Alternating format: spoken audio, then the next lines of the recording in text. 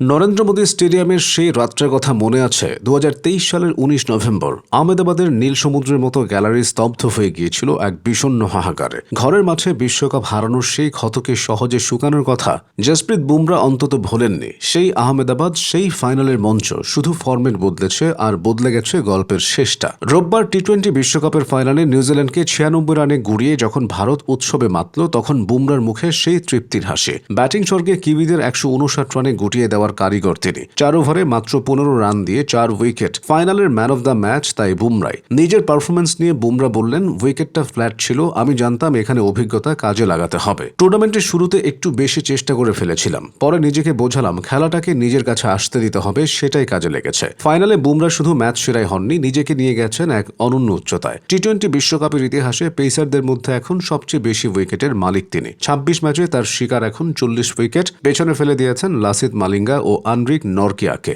বুমরার ওপরে আছেন শুধু 4 spinner Rashid Khan, Adam Zampa এবং আদিল রশিদ ও সাকিব আল হাসান। বুমরা নিজে জ্বলে উঠেছেন, তবে সতীর্থদের প্রশংসায় ভাসাতেও কার্পণ্য করেননি। অর্শদীপ সিংরা উইকেট না পেলেও বুমরার মতে তাদের সম্মিলিত পরিকল্পনায় ভারতকে এই সাফল্য এনে দিয়েছে। তার ভাষায়, আমরা কখনোই আতঙ্কিত হইনি, মাথা ঠান্ডা রেখেছিলাম, যারা সেটা পারে তারাই দিন শেষে ট্রফি জেতে। 2023-এর সেই কান্নার রাতে আহমেদাবাদ ছিল এক বিষাদের শহর। 2026-এর এই রাতে সেই একই শহর বুমরা জাদুতে ভাসছে রঙের উৎসবে। বুমরা নিজেও আবেগপ্রবণ হয়ে পড়লেন। নিজের ঘরের মাঠে একটা ফাইনাল হেরেছিলাম, আজ জিতলাম, এর চেয়ে বড় পাওনা আর কি হতে পারে। ম্যাচ শেষ, গ্যালারির গর্জন কমছে, কিন্তু বুমরার সেই রান আপ আর উইকেটের পেছনে উল্লাসের ছবিটা রয়ে যাবে ভারতের ক্রিকেট প্রেমীদের হৃদয়। আহমেদাবাদের সেই পুরনো ঋণ বুমরা যে শোধ করলেন রাজকীয় ঢঙে।